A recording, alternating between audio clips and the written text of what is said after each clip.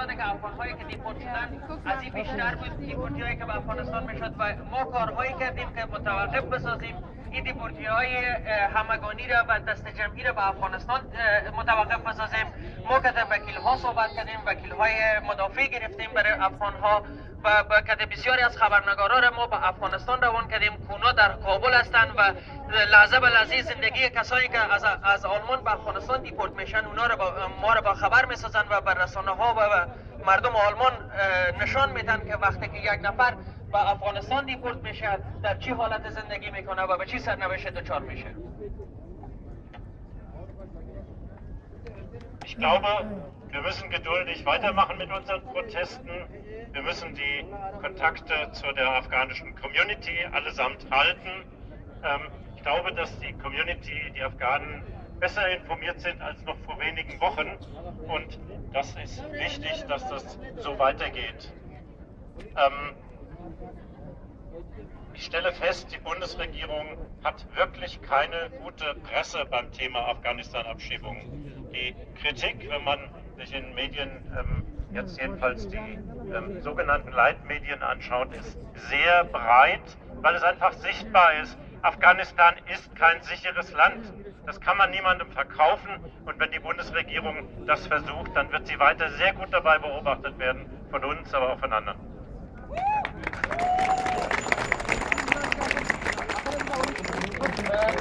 من فکر میکنم که دیپورتی افغان ها و روان کردن افغان ها به افغانستان به این معنا است که ما مفروشیم انسان ها را مفروشیم به افغانستان و این فقط یک سیاست غیر انسانی است که ما در مقابل از این سیاست و من خوشحال هستم که شما در اینجا جمع شدین و در مقابل از این سیاست استادگی میکنین و من دوست دارم که بیشتر با افغان ها در ارتباط باشیم و با اونا را با خبر بسازیم و دست به دست هم دیگه بدیم و بیاییم و صدای خود بلند کنیم و در مقابل از این بی‌عدالتی ایستاد شویم.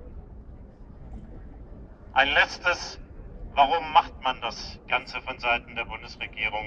Wir haben den Eindruck, dass wir im Moment in der fast schon Endphase des Wahlkampfes sind und dass auf allen Ebenen versucht wird, Flüchtlinge nach dem Jahr der offenen Grenzen, und das waren ja eigentlich nur einige Wochen oder Monate, wo man davon sprechen konnte, Flüchtlinge zu delegitimieren, zu sagen, ihr seid überhaupt keine richtigen Flüchtlinge. Die Bundesamtsbescheide werden immer schlechter. Das betrifft nicht nur die afghanischen Flüchtlinge, das betrifft, wenn ich hier die Romo sehe, betrifft auch andere Personengruppen, die einfach unglaublich übel behandelt werden und mit den schlampigsten Textbausteinen sozusagen abgeschmettert werden.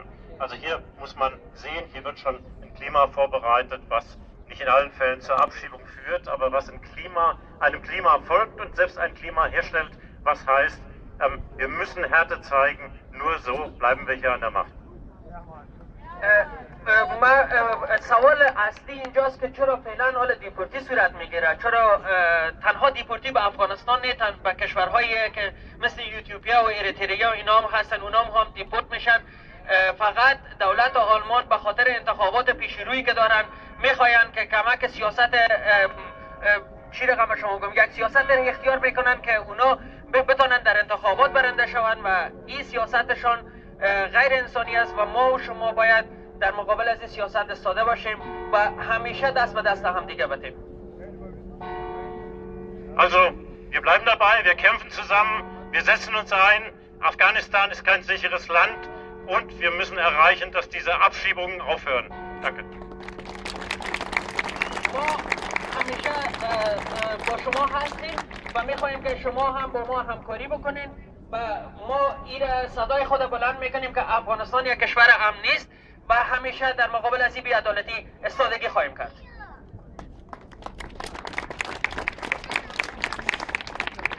Jetzt kommen unsere äthiopischen Freunde.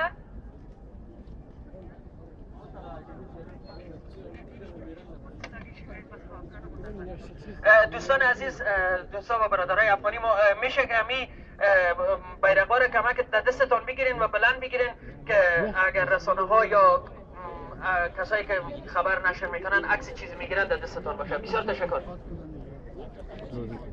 Aye, duraan dursee ijoolleen keenya warroonni guyyaa har'aa dhimma biyyatti deebisuu baqattoota Afgaanii fi riijektii uummata keenya irratti yeroo ammaa kana guutumaan guututti uummata Oromoo fi akkasumas guutuma uummata Itoophiyaa irraa dhufan taasisamaa jiru kana mormuuf jecha hiriira har'a qopheessine kana irratti argamuu keessaniif galatoomaa isiniin jecha itti aansuudhaan afaan Ingiliffaatiin wantoota tokko tokko waan biyya keenya keessatti ta'aa jiruu fi maal akka nu barbaannu isaaniif ibsuu barbaada. Yaa nu duuka bu'aa isiniin jenna. Okay, first of all, I would like to thank all of you here to protest against Afghan refugee deportation and the mass rejects going on for the case of refugees from Oromia as well as all Ethiopians. Bismillah ar-Rahman ar-Rahim. در قدم اول تشکر میکنیم از شما که در این برنامه اشتراک کردید. این برنامه‌ای که بر علیه تظاهرات بر علیه اخراج اجباری پناهجویان افغان برنامه ریزی شده و ما دوستای اتوپیایی شکل دعوتطلبانه در این برنامه اشتراک کردیم. And next, I would like to say a bit about an ongoing human rights violation on Oromo people as well as all Ethiopians by Ethiopian government. در قدم اول میخوایم بگویم که حقوق بشری که در اتوپیا و بالای مردم اتوپیایی تحمیل میشه چی است؟ Oromo is the largest ethnic group in Ethiopia with a population number of over 40 million of Ethiopian 99 million people. اورومو بزرگترین گروه انسان هستند در اتوپیا. از تعداد مجموعی 99 میلیون نفوسی که دارند 40 میلیونش اورومو تشکیل میده. Oromo people have been oppressed by a conservative Ethiopian government which is characterized by dictatorship in that countries. مردم اورومو در اتوپیا از سیاست‌های تبعیض‌آمیز و دیکتاتوری دولت که هستند به فقدان رسیدن یا گفت‌وگوی متأثر هستند. In that countries, there were continuing crackdown on opposition political party members, journalists, and peaceful protesters. در این کشور سرکوب‌ها بسیار زیاد جریان داشته میباشه و ژورنالیست ها و کسایی که تظاهرات میکنن، معسلین و فعالین مدنی همشون که تحت تعقیب قرار میگیرن. Recently, from November 2015, an unknown number of Oromo students continued to be detained, many of them without charge, and over 2,000 have been killed by Ethiopian government security force, live shooting against the peaceful protesters. از نوامبر 2015 به این طرف معسلین و فعالین اتوپیایی که هستند تحت تعقیب قرار میگیرند و بدون کدام علت معاجی و به تعداد مجموعی 2000 نفر در این گرد حمایه ها در این تظاهرات مسرط‌آمیز کشته شدند. Last year in October 2016, in span of minutes, Ethiopian Security Force Army and Air Forces massacred more than 678 unarmed Oromo civilians attending a Recha cultural festival at Bishoftu town.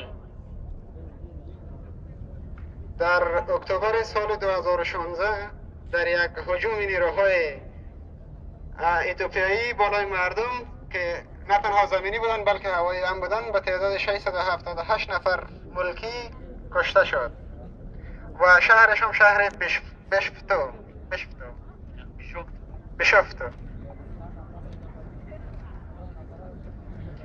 And this was a planned part of an ongoing genocide by Ethiopian government on Oromo people.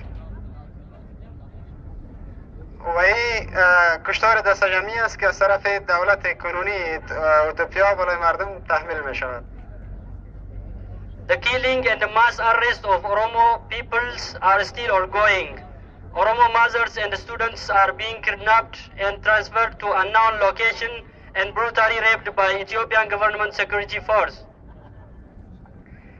این کشتارها و این بازداشت‌ها ادامه داشته می باشد. فعالین و مسئولین که فعال هستند اونا از طرف نیروهای خاص اتوپیایی دستگیر می شوند و به جاهای نامعلوم انتقال داده می شوند.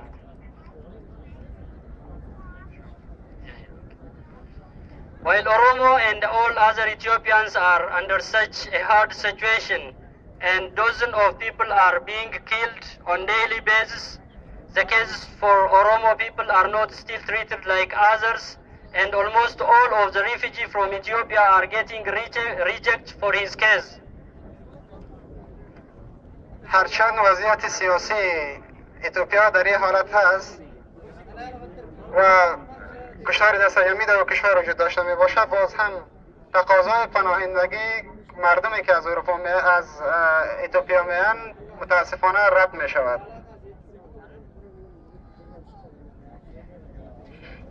We, the people from Oromo as well as all Ethiopian, we strongly request all of you here to stand in solidarity with the people dying back home and ask the German government as well as European Parliament to make a pressure against ongoing human rights violation in Ethiopia and to stop their relationship with the full of dictatorship ruling party. ما مردم اورومو و همچنان کسایی که از اتوپیا هستند خواهشان تقاضا میکنیم که بر علیه این رذالت‌ها با ما یک جای ایستاده باشند و در بالای پارلمان اتحادیه اروپا و بالای دولت آلمان یا دولت جرمنی فشار وارد بکنن که در قدم اول فشار وارد بکنن بالای دیکتاتوری که در اتوپیا است و در قدم دوم تقاضای پناهندگی اتوپیایی که در اینجا تقاضا میکنن رد نشود. And at the end, I would like to ask you, all of you here, to show your solidarity with the people dying in back home by showing your hands, crossing your hand over your head for the moment, and remembering the people die in Ethiopia. حال از تمام کسایی که در اینجا هستن تقاضا میکنم یا خواهش میکنم به خاطر همدردی با کسایی که در اتوپیا کشته میشوند دست خودم مثل آدمی که در سرقت بالا کردن بالا بکنن. بسیار تشکر. Thanks a lot. Thank you. Thank you. Hello, Toma.